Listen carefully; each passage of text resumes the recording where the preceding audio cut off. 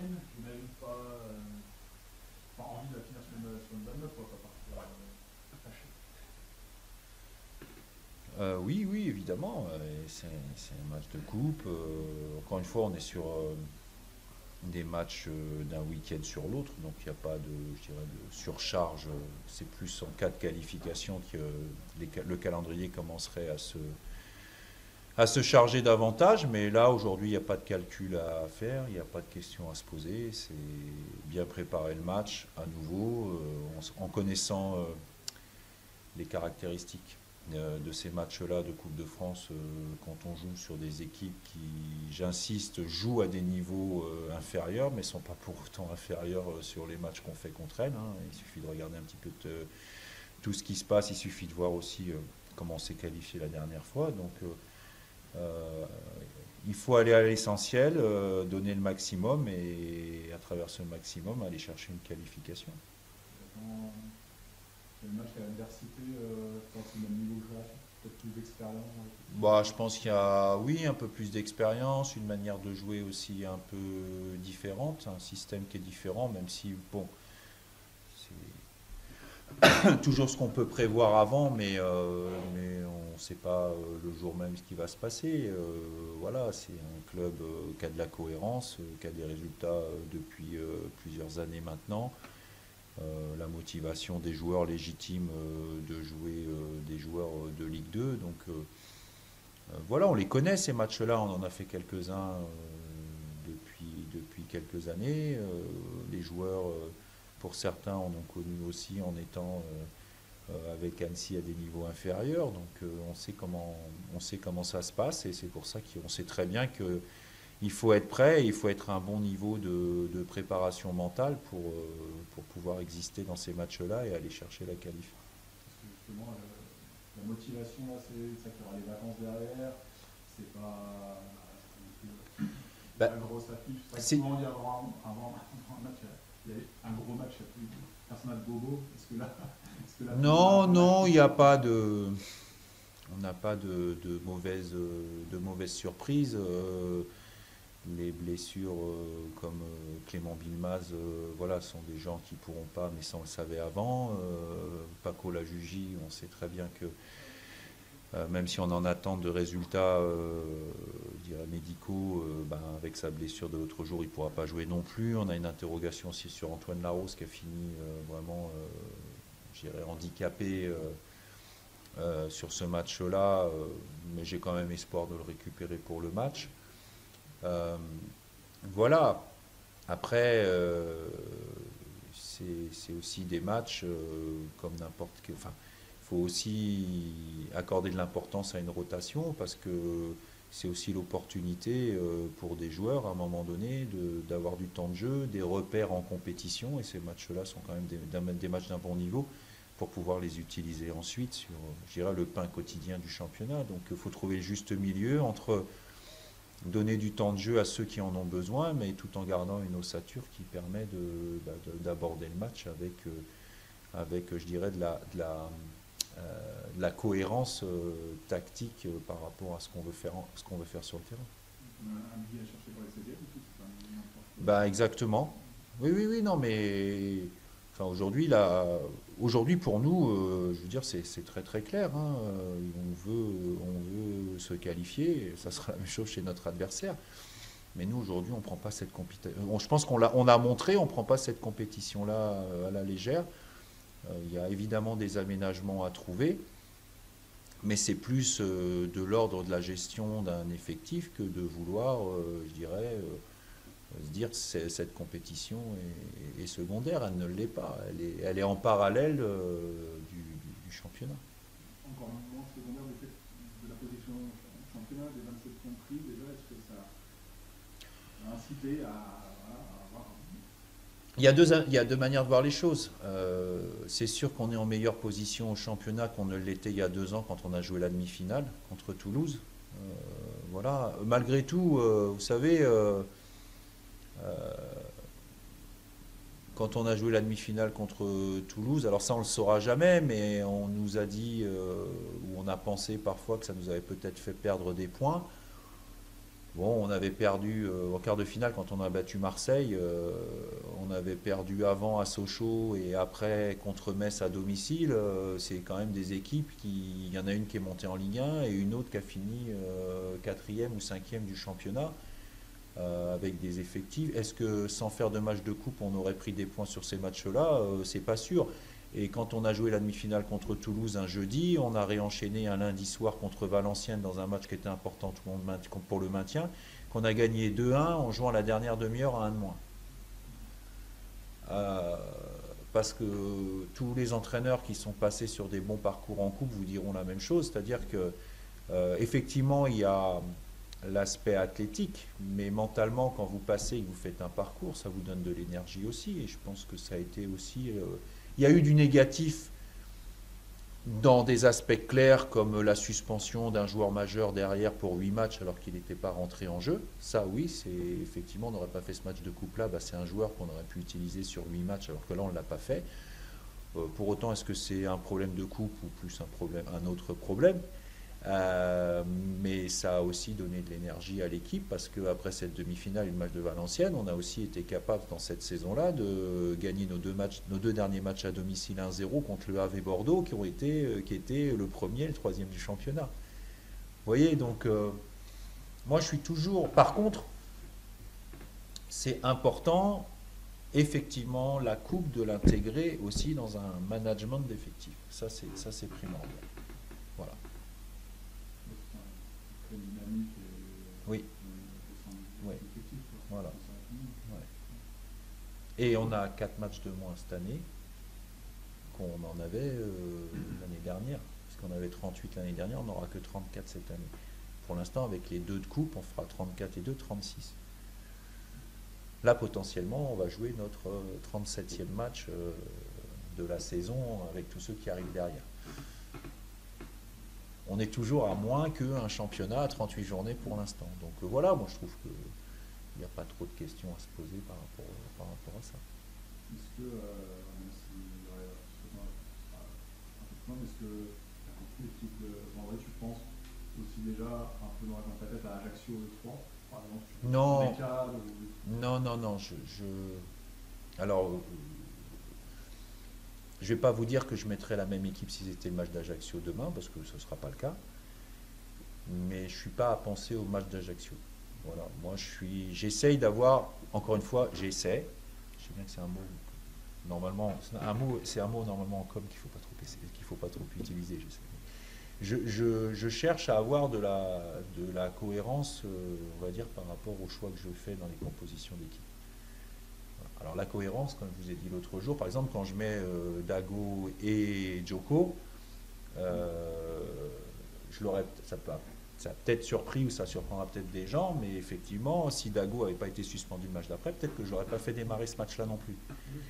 Mais donc voilà, il faut avoir une certaine cohérence. Alors encore une fois, c'est à travers ce que moi, les points sur lesquels que moi je trouve importants, ce sera peut-être différent avec quelqu'un d'autre. Mais je cherche à avoir une certaine cohérence aussi, parce qu'on a en face de nous, effectivement, on a en face de nous un groupe, des joueurs, mais c'est avant tout des êtres humains. Et ils ont besoin aussi, à un moment donné, de comprendre ce qui se passe. Et surtout de se sentir concernés. Voilà. Et c'est comme ça, parce que de quoi qu'il arrive, le championnat se décidera sur les 10 dernières journées, comme tout le temps, comme partout. Et c'est dans les 10 dernières journées que vous avez besoin souvent de joueurs qui ont un peu moins joué au début. Donc ceux-là, il faut leur accorder aussi de l'importance à un moment donné, et pas uniquement quand vous faites un match amical ou dans des oppositions d'entraînement. Scénario idéal quand on joue une équipe comme ça de division à l'intérieur, ça fait tout de suite la pression, il n'y a pas de... Scénario idéal, c'est d'être qualifié à la fin, au prochain tour, au tirage au sort du prochain tour, et puis voilà. Bon voilà, comme dans tous les matchs, on voudrait marquer vite, mais on a marqué vite à Rodez, et puis on a perdu après. Contre Metz, on a fait un match solide. On savait que Metz, c'était une équipe qui était très dangereuse sur la fin de match. Elle l'a montré, mais finalement, sur la fin de match, en jouant un ou deux coups un peu mieux, c'est peut-être nous. il n'y a pas de scénario idéal, faut se qualifier, il faut passer. Voilà, alors forcément, mais comme dans n'importe quel match, une équipe qui mène rapidement au score avec plusieurs buts d'écart, bah, il y a plus de chances de gagner. Mais finalement, même en coupe, ça n'arrive pas si souvent que ça. Voilà.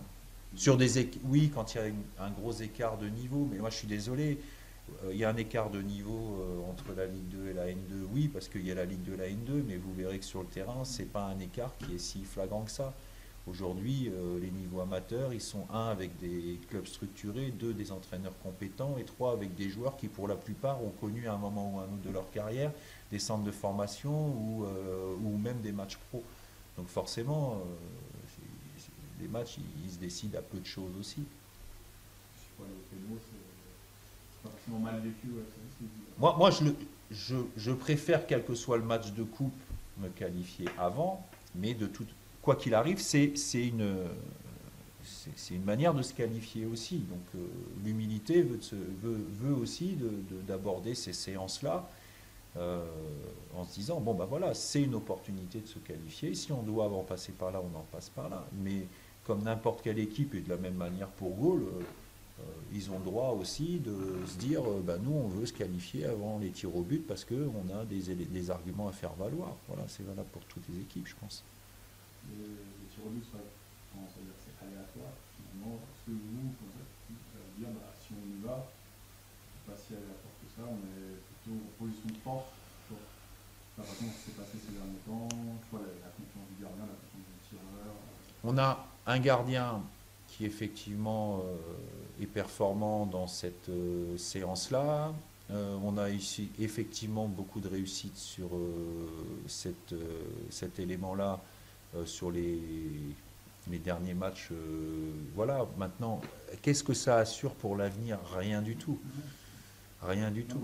Voilà, donc moi je dis pas aux joueurs on joue le nul et puis on est imbattable. Je sais qu'on n'est pas imbattable au tir au but. Voilà, personne ne l'est. C'est quelque chose qu'on prend en considération, de la même manière qu'on prend en considération les pénaltys comme les coups francs excentrés, comme les corners, parce que pour moi c'est aussi quelque chose qu'il faut travailler. Mais personne ne peut aborder une série avec... personne n'a de certitude. De la confiance, sûrement, mais on sait ce que c'est la confiance. Hein. La confiance, en fonction du curseur où vous le placez sur la confiance, ça peut vous aider beaucoup, comme ça peut devenir très dangereux. Comme ça, la question du coup, moi l'anglais, je Il commence. Qu'est-ce qui te fait plaisir sur ce mercato hivernal? Est-ce qu'il y a des postes Oui, il y a... Franchement, on en parle régulièrement, mais on n'en a pas plus parlé ces derniers temps.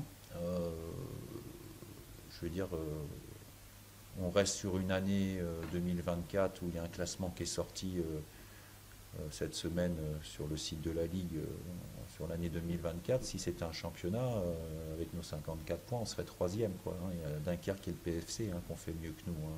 C'est tout. Hein. Donc aujourd'hui, je ne vais pas m'afficher à donner des postes, des noms, quoi que ce soit. Moi, je suis satisfait des groupes et du groupe avec lequel je travaille. Je sais aussi qu'on a des contraintes budgétaires, entre guillemets, qui sont un peu différentes, un peu moindres, parce qu'on n'a pas eu de restrictions de la part de la DNCG. Maintenant, je sais très bien qu'on ne va pas pouvoir recruter, on va dire, 4 joueurs potentiellement titulaires qui pourraient améliorer considérablement le niveau de l'équipe. Je pense qu'il y a sûrement des ajustements à faire. On les identifie. Il faudra voir ce qui est possible de faire ou pas. Voilà. Mais pour l'instant, si j'avais des noms ou des postes en tête, enfin les postes je les ai, mais des noms en tête, je ne vous les donnerai pas. Mais en plus, sincèrement, aujourd'hui, je n'en ai pas spécialement. Les postes, non, je ne les donnerai pas non plus. Voilà. Est-ce que tu as potentiellement des velléités de départ à l'heure où je parle, il y a des joueurs qui peuvent nous quitter, mais c'est des joueurs sur lesquels on n'a pas trop compté ces derniers temps. mais il y a toujours des accords à trouver, même si moi, c'est pas des gens qui me posent des problèmes de comportement, hein, voilà.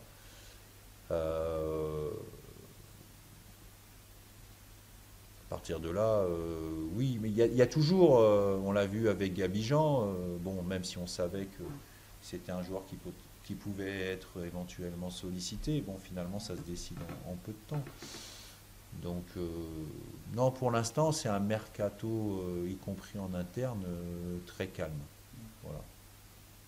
Mais je dirais très calme parce qu'on l'aborde peut-être avec davantage de sérénité que celui de la saison dernière où il y avait quand même une urgence de points qui était présente, hein, puisqu'on n'avait que 19 points. On avait 8 points de moins l'année dernière avec 3 matchs de plus. C'est ça, on a 16, 17, 18, 19. Ouais, il y avait 3 matchs de plus et on avait 19 points. Là, on a fait 16 matchs, on en a 27. Oui. L'année dernière, on avait 19 après la défaite contre Rodez. Donc là, on a 8 points de plus. Alors, c'est sûr que vous abordez. Alors, c'est pas pour ça qu'on est tranquille, mais il y a moins d'urgence que l'année dernière où, au-delà du nombre de points, il y avait aussi une courbe de résultats qui n'était pas bonne. Et puis, on sentait que ce groupe avait besoin de se régénérer à la fois en termes d'énergie et de qualité de joueur.